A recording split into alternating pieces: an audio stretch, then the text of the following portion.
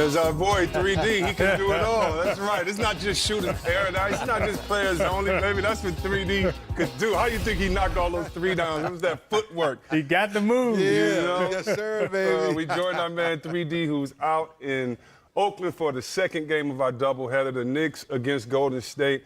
3D, this is the first time in the Steve Kerr era that the Warriors have lost 3 games in a row with Curry. What's going on?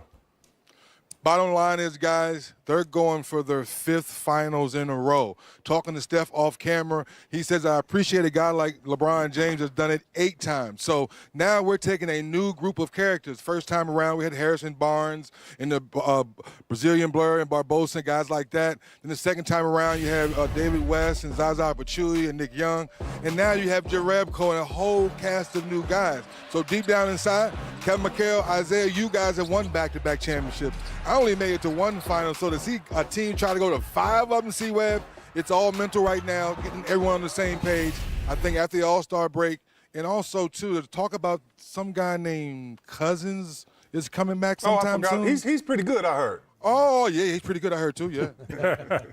You know, 3D, when you say it's all mental, you know, we understand how difficult it is to keep going back to the finals every year, as often as Golden State is trying to do. And, you know, the concentration level to me is what really got to me in terms of slippage. And what that means is, you know, turnovers, you know, just boredom. There are no more big games. How do you get up? I mean, every opponent that comes in, it's a big game for them, but there are no more big games for you. The only big game that may be for the Warriors is if they get to a 7th game in a playoff series, and then that's a big game for them. But they've seen everything. So how are they finding ways to get themselves motivated and get through this malaise? Well, Steve Kerr said it best after shoot-around today. It's up to them within inside to bring it out. I talked about all the new faces they're trying to get acclimated to winning championship basketball. But the core guys who've been around, they understand that mentally they have to dig a little deeper. And Isaiah, you hear around here the lackadaisical turnovers, the second and third shots on offensive rebounds. They normally never give up. But I say it again. Mentally, 5 times in a row trying to get to the mountaintop is pretty hard. But I think deep down inside, they're preparing themselves for a deep run again. You know, Dennis, the guy that I'm interested in watching is Green. You know, he missed some games, so he's not going to be tired or bored. He's just trying to get his rhythm. He has not played well yet. I just haven't seen a lot of Draymond Green type games where he controls the flow. He has 8-9 assists, 10-12 rebounds, 10-12 points, but just controls the game. What's up with him? And he just appears to me to be struggling right now. Well, it's funny you say they came back. He talked about when he came back from the injury a few games ago that he was going to start attacking more. And I think he got caught up in the routine. And C-Web, you'll love this. What do you mean routine? Well, when you have 3 flamethrowers, you kind of pass one, you pass to another one, you kind of take your time. And then the defense says, you know what? Until you start making shots, we're going to start, you know, concentrating on those flamethrowers. So I look for Draymond to be a little more aggressive now to try to get some easy layups and knock down a few wide open shots because he knows he still has 3 flamethrowers to fall back on. You know, 3D, is that the senior dance team behind you? Oh, yeah. You got to, hey. Yeah, they get it popping. You got to go slow with it. You got to go slow with it. You know? Yeah, then you got to get them to spin around one time like that. Hey. Bounce back to it like that. Hey. 3D. One more question. You see what I mean? Is there, I heard that Cousins had a full practice, and you just mentioned him. And we saw the tape on Instagram of him dunking on Durant, and I've said many times that I've thought that he was the best big man in the league. That was pre-injury. Have you heard anything about his status? Is there a time that we expect to see him again? And secondly, do you know if he's worried about, I guess, mobility once you damage your Achilles? First thing, C-Web and guys, the injury is 100% healed. Second thing, he has gone down with the G League and practiced with those guys, had 3 good practices. Thirdly, we all know this. He's trying to get his basketball legs because the new NBA today is very few practice with all the games they have. And lastly, it's not going to be 25 and 15 cuz. It's going to be the new focus cuz playing with a championship caliber team that knows they need him, they want him, and he wants to be here. So it's going to be fun once they pull the trigger. No exact date because they don't want to put that pressure on him, but he's coming soon. He looks good, guys. Thank you so much, 3D. We'll catch up with you later. Have fun up there in the town, baby. Hey, Hey, don't get too stiff. You might get some treatment before the game. I know that knee still ain't. They messed up. Thank you, 3D. Yeah, you're gonna pop an Achilles. Yeah, 3D. He still got it. If you check him on his Instagram, boy, he can still shoot it. And guys, you know, in recent history, I think about Rasheed Wallace. I remember Joe D telling me, well, when we get him, we're going to win. And I remember thinking, like, wow, if you get him, you are. And I remember the media and the fans saying, no, but I understand they didn't know. I understood that they didn't know. Would I be fair to say that it happened with you guys, that special spark was McGuire? And if so, yes. I'd love to hear from you, Kevin, about that. But being the Warriors, you need this. You talk about the Malays. You had already won championships. Can you talk about any time a new piece came, whether it was to help you get your championship or to take you over the hump? What was it like for that team? That new piece for us and that new piece for the Warriors that they depended on will give them that little extra energy, that little extra hunger, keyword hunger, that they don't have anymore. Win one for this guy, too. Yeah, they don't have, you know, in February, you know, in January, you don't have that extra energy to dive on that loose ball to win this game, you know, and yeah. I mean, you just don't have it. Right. You are dependent on the new guys to come in and give you that extra. Now, if the new guy can come in and then give you 12 points, you don't need 20. Right. We just need 12 to get over the hump, because right now, when we lose by 4. We in close games, right. You know. But if we had another 8 points, right? Okay, this is a blowout. Yeah. We good. Yeah. And that's what Cousins will give them. He'll give them blowout material. You know, we had one championship in '84, lost in '85 to the Lakers. In '86, we got Bill Walton. Summer of '85, we got Bill. Bill came there, and we had all played a lot together. We had a style. We moved, cut, did a lot of stuff. Yeah. Bill loved it. Bill, like, you know, Bill stuttered back then. Bill, like, oh, I love playing with you guys. Yeah. Everybody just moves around, you know. Yeah. And so it was fun because, you know, you passed, you cut, you moved, and that's how we played. And he reinforced it every night. Like, you know, every night he would just go like, I love playing basketball with you guys, Right, you know. right. And it made it fun. We all kind of laughed. We were taking it for granted, you know, because you just play a style. But he had come from a team that didn't move the ball a lot. Yeah. And the Clippers are not winning it all. Yeah. And so he just brought an unbelievable influx of energy to our team. Yeah. And it was just fun because, yeah, he was so unselfish. He didn't care if he scored. He just passed and just moved the ball and, you know, played defense and rebounded. But it was fun. So he did. He infused us with a bunch of enthusiasm. Mm-hmm. My last point, I talked about Green. You know, I'm seeing Green. When I coached, my biggest fear was putting 2 on Steph Curry too long, throw back to Green, and Green going downhill. Because he could just find shoot. He's not playing downhill But you at all. know why I think he's not playing downhill? And a GM said this to me the other day, and because I was saying Draymond is and he said to me, where has he gotten better? I would ask both of you that. Yeah. And what I mean by that is now, if he's at the top of the key, instead of me being out there and denying you, now what I do is I drop back 15 feet like playing Ben Wallace, and you can't go downhill. I'm downhill waiting for you. And Yeah. a GM said that to me, and I was stunned because, you know, I didn't know where. And I know he has more heart and passion than anyone else, but that's why I want to see how does he handle that. We saw the last game where, you know, 4 or 5 air balls from the three-point range, and that's because now, you know, you can't improve during the season. I always tell people, you improve in the offseason. So to try to find your shot now, that's really what I wonder. How are they going to get together? How are they going to play that? I know he's going to try to get other guys involved, but now I'm just hugging up on him. I'm not going for the dribble handoff. I'm staying on my man, and if you lay it up, good job, and if you don't, you know, we're going down. So yeah, that's interesting because, you know, you used to be able to, like I said, your biggest fear is he'd set that top of the key 3-point line pick, middle screen and roll for Steph. And, you know, everybody, all the bigs would make that run at Steph, and all of a sudden 2 would be on Steph for a second. That little pocket pass to Draymond, and Draymond straight down the gut. He's got to drive and kick more. Now, you know, you're right, because what's happening, they're switching, and the guy's just laying off him. Yeah. But then he's got to somehow learn how to take up that slack, spin off him. post up a little more. Yeah. He can Because definitely make that difference. he is at his best when he's playmaking. He's not really a scorer, never has been. When he's rebounding, pushing the ball. When he's playmaking, driving and kicking, and even getting the hockey assist, you know, the starting, just get it going. I don't see that out of him, and it just. But we know that the best way to defend a playmaker is to make him a scorer. Yeah. And right now, Draymond he's a reluctant scorer. And the thing that we love about him is that he's a playmaker. Come on, he could have had a giver. quadruple-double if he scored one more point. He came out the game. Came out- unselfish. yeah, He's very- the reason very why unselfish. they win. Yeah. Let's put that there. Yeah. But Like you said, you have to make him a scorer. He's a reluctant scorer. He's not trying to get 20. Right. He's happier trying to help you get 20. Yeah. And now what the defenses are saying is, no.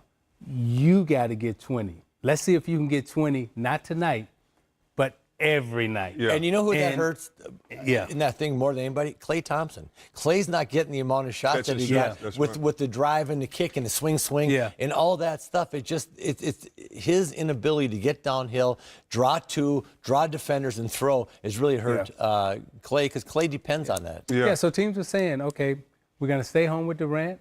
We're going to stay home with Steph. We're going to stay home with Klay. Draymond, go at it. Fire away. Yeah. And hopefully, though, when he gets his partner Cousins back, we'll see a lot of this right here. This is DeMarcus Cousins one-on-one with KD. Oh, KD. And that's your former MVP, Finals MVP, KD, on the floor, who enjoyed it all in good fun. But the rich will only get richer. And we talked a little bit about the inconsistencies there in Minnesota. Well, the one constant, common denominator on their success, this man Towns. Let's see what he does tonight. We'll be right back. Players only, baby. Coming up Tuesday on NBA TV. Yes, the two to my left are involved, but really it's 3D's night, just asking. Timberwolves and Thunder, Knicks and Warriors, of course, because the Knicks, right? It's 10:30 Tuesday night. Eastern time. Players only, baby. Players only, baby. Come Auto on now. Trader pregame. Come on show. now. You got to say it right. You got to Go say ahead, it say like it. you mean Say it, mean it. Give it Players to me. only, baby. Players only. baby. I like that. We're going to. You got to say it with some feeling. We're going What to, night is it? How about issues only, baby? Because that's kind of been like the backdrop for the T-Wolves. Here's Ryan Saunders on now moving forward with Minnesota. Definitely didn't expect to be standing here. I'll first off say how much I respect Coach Tibbs and Coach Andy Greer as well. It's tough when you spend so much time with people, on the road or just in general, and then you see you're not going to see those people as much anymore. That's a tough thing. So I'm thankful for the opportunity, though, and moving forward, I'm looking forward to seeing progress on the court and helping grow this team. All right, from Ryan Saunders to Area 21 and our boy KG, who had a lot to say on Tibbs, obviously, who he knows. He said, good coach, going to land on his feet wherever he's at. He'll get another opportunity. By the way, congrats, and obviously not the way that he expected to Ryan Saunders, not only in the coaching job, but and I know what this feels like. That's why I went with this, being the only coach who will get carded when he goes out with the team. The Timberwolves, you go through all that they went through, everything with Jimmy Butler. Now you lose the coach. How worried are you for the growth of the young talent that through all of this, like Karl Anthony Towns and Wiggins and others, Zeke, are trying to take the next steps in their career? I'm not worried about the players as much as I am about the organization. Okay. Because they really did take a step back. I thought when Sam Mitchell was there, I thought he was doing a great job with those young players. You had Levine, you had Wiggins, you had Katz. They were coming along, and they were doing all right. And then you decided to break that trio up. Mm-hmm. And I thought that was a good young trio, and I thought Tibbs made a bet on Butler, on Chicago, and he went and got him. And when you made that bet, I thought I thought Butler and Tibbs would be closer together. They would be, joined at the hip, and they would be able to take it. I think the disconnect came when Butler and Tibbs, somehow they got sideways. And when they got sideways, not only did it fracture their relationship, but I think it also fractured the franchise. So now the franchise is left scrambling because that relationship and that gamble on Butler didn't work out. I'm going to ask you this, Candace, as a player, because from outside looking in, I'm sure I speak for a lot of people. And I just think from a common sense standpoint of, we always hear about millennials now, and I think about coaches that I've talked to on the baseball side and how they need to treat it differently today. When you've got a roster with all the youth that they had, can it work with a coach like Tom Thibodeau? You paid for Bobby. We've seen coaches have a lot of success who are tough, But in today's day and age, can you be that way with young players at a professional level? It's a balance. But with this young talent, and especially up until this point, they've been doing this a lot of times. And now the coach is gone, Jimmy Butler's gone. So now it's going to be like this. Yeah. And I think that's the thing. You know, Tibbs is the way he is. We know him as a coach. Obviously, we've heard things down in Chicago with Boylan and his attempt to kind of bring that out of players. But until you want that fire, that desire to be a top player come out of you, it's not going to happen. And right now, I mean, if you're not looking at anybody else in the mirror, where this franchise goes is going to be where Cat and Andrew Wiggins takes it. We're going to see Golden State in this players-only doubleheader. And But yes, go ahead. Zeke. let me go back to No, that please because do. I do think from a coaching standpoint, the coaches do have to find a way to bring that greatness and inspire you to reach down deeper than you thought you could yourself. We watched it with Phil Jackson, with Michael Jordan, okay? We watched Pat Summitt do it to you. You watched Coach Knight do it to me. When I got to the NBA, Chuck Daly, had his way of doing it. So the great players in this league, whether it be Pat Riley, tweaking Magic Johnson or Kareem a little bit, or, Dwayne Wade or, Shaq, whoever, the great coaches, they have to find a way not only to just rest on your talent, but they got to find a way to inspire you to give more. And I don't feel like Cat or Wiggins have had that fire to get inspired to do more. Yeah, and I'll recite something near close to here. I've used this before, but Leo Mazzoni, longtime pitching coach for the Braves, told me years ago, I always use this, and I know Griff loves this if he's watching, is coaching sometimes is about knowing where to blow smoke and where to light fire. And I feel like that's some of what I don't know that they've always gotten right. I think that's from the outside what I don't know if Jimmy got right. Those guys seem to, you don't want to use the word coddle, but you need to sometimes be able to push a guy with positivity too, right? Yeah, but it's a fine line, and that's why the coaches that we just talked about, they're all in the Hall of Fame. Right, sure. Because they knew how to get it out of you, but yet make you realize that it was the best for you, right?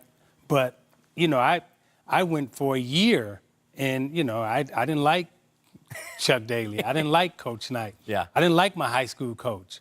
But now that I'm out of it, I'm glad I had those two coaching me. And I'm sure you felt that way about Coach Summitt sometimes. Definitely. But to add to that, it takes a special player Yes. to be able to look yourself in the mirror and understand that you have faults and you have things that you have to do better. And sometimes what you think is right is completely wrong. Yeah. And I don't know if they have done that. I don't know.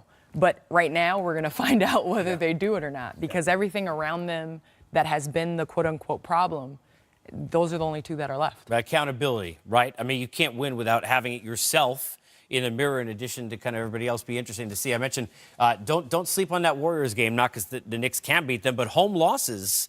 We've seen some interesting situations. Go look in that closet. The boogeyman perhaps could be out of it. We got more coming up on Game Time. Did we say some issues? The Sixers, too. We'll get into the process.